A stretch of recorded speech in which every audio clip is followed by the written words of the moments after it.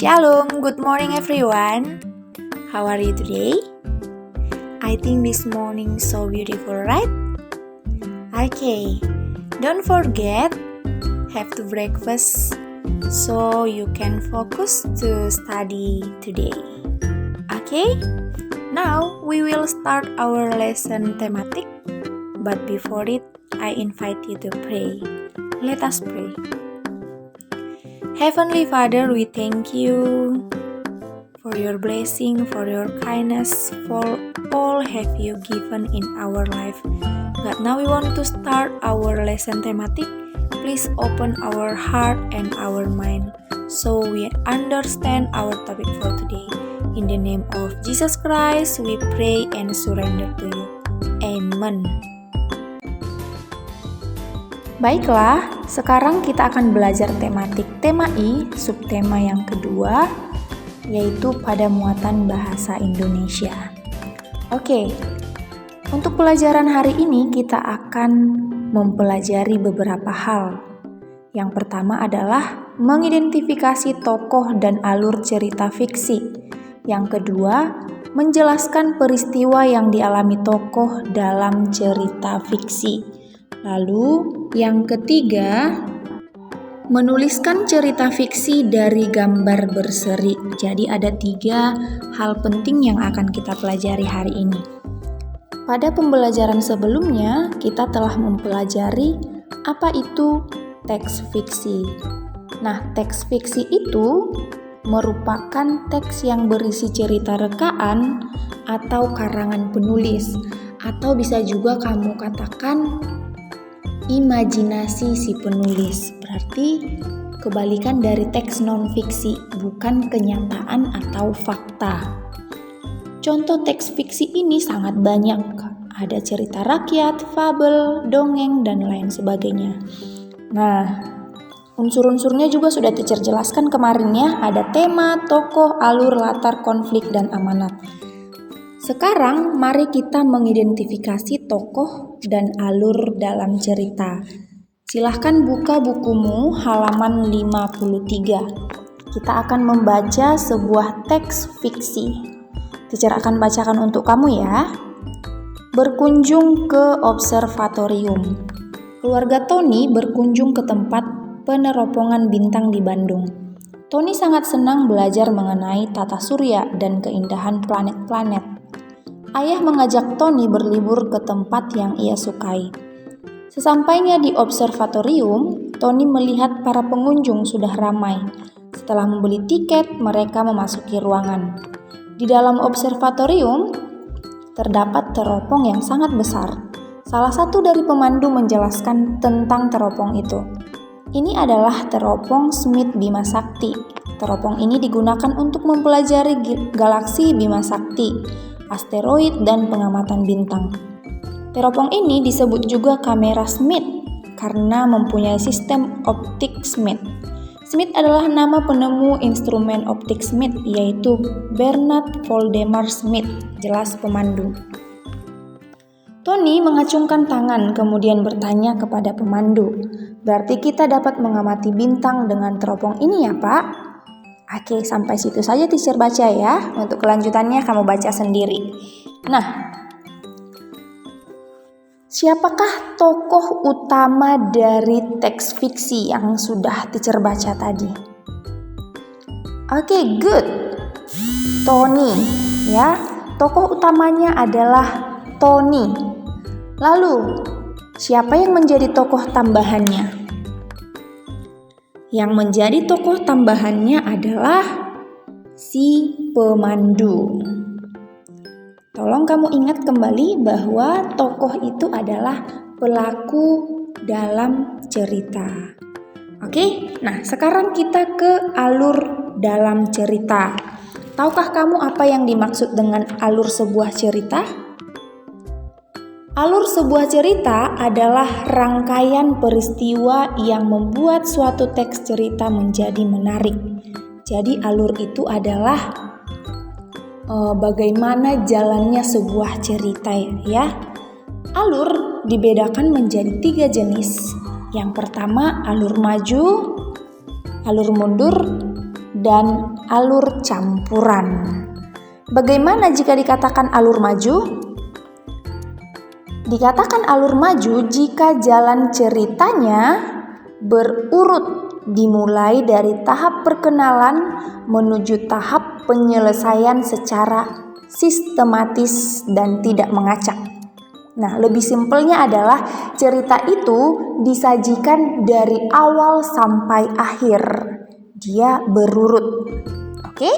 Nah, bagaimana dengan alur mundur? Dikatakan alur mundur, proses jalan ceritanya tidak berurutan. Nah, si pengarang atau si penulis menceritakan ceritanya diawali dengan konflik atau masalah, dilanjutkan dengan penyelesaian konflik dan diakhiri dengan menceritakan kembali latar belakang konflik tersebut. Oke, yang ketiga, alur campuran. Alur campuran ini merupakan gabungan dari alur maju dan alur mundur, di mana si penulis menceritakan cerita secara berurut. Kemudian kembali lagi cerita itu ke masa lalu. Ya, dia maju dulu lalu mundur. Nah, kita tahu bahwa tanpa alur pembaca tidak akan mengetahui rangkaian peristiwa. Jadi dalam sebuah cerita itu alur sangat penting. Karena alur membawa kemana jalan cerita. Ya, jika ada pertanyaan atau jika kamu belum tahu alur itu apa sih? Nah, ingat saja alur itu jalan cerita atau rangkaian peristiwa yang membuat suatu teks cerita menjadi menarik. Nah, di halaman 55 bukumu, di sana ada sebuah kolom, ya, di mana ada isinya. Kamu mengisi nanti apa judul ceritanya, siapa tokoh-tokoh ceritanya. Tadi sudah teacher jelaskan ya. Lalu bagaimana dengan alur yang digunakan? Jika kamu mengikuti ceritanya dari awal tadi, cerita ini menggunakan alur maju karena disajikan dari tahap perkenalan sampai tahap penyelesaian. Nah, jika kita lihat dari awal bahwa Tony beserta keluarga berangkat menuju observatorium di Bandung, Jawa Barat. Kemudian apalagi yang mereka lakukan? Setelah sampai, Tony memasuki ruangan. Di sana Tony banyak mempelajari mengenai peneropongan bintang. Tony dan beberapa pengunjung dipandu oleh salah satu pemandu. Dan sampai pada akhir cerita, Tony merasakan bahagia karena telah berlibur ke observatorium. Oke, sekarang kita lanjutkan ke halaman 61. Ya, kita akan belajar menjelaskan peristiwa yang dialami tokoh dalam cerita fiksi. Ketika kita membaca sebuah cerita, kita dapat menemukan bagian awal, tengah, dan akhir dari sebuah cerita. Biasanya sebuah cerita itu dimulai dengan pengenalan atau perkenalan cerita, kemudian dilanjutkan dengan isi, dan diakhiri dengan penyelesaian cerita. Selanjutnya kita bisa melihat di halaman 62 ada di sana kolom yang harus kamu lengkapi. Di mana isi kolomnya adalah tuliskan judul bacaan, lalu tentukan tokoh-tokoh dalam cerita. Jangan lupa ya, tokoh utama dan tokoh tambahannya juga dituliskan. Kemudian, apa saja bagian awal dari cerita tersebut? Lalu, bagian tengah dan bagian akhirnya. Ingat, bagian awal tadi pengenalan, bagian tengah itu isi, dan bagian akhir itu adalah penyelesaian cerita. Apakah kamu tahu bahwa menulis teks fiksi itu Mudah loh. Kita dapat menuliskan sebuah cerita teks fiksi dari gambar berseri. Maksudnya apa, teacher?